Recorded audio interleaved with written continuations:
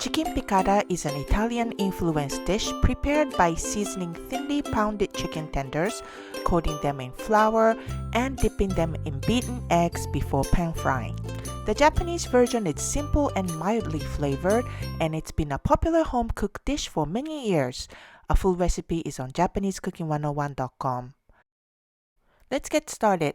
Lightly pound the chicken tenders with a meat mallet and season with salt and pepper, then coat with all-purpose flour.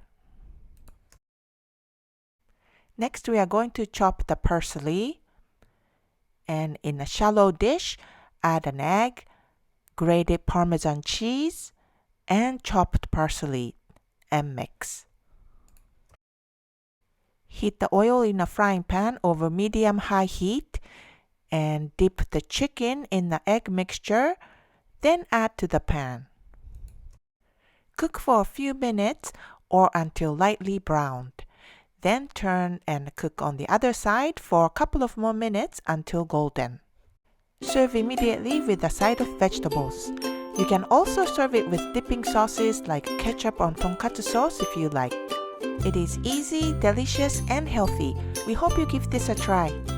美味しい。美味しいね。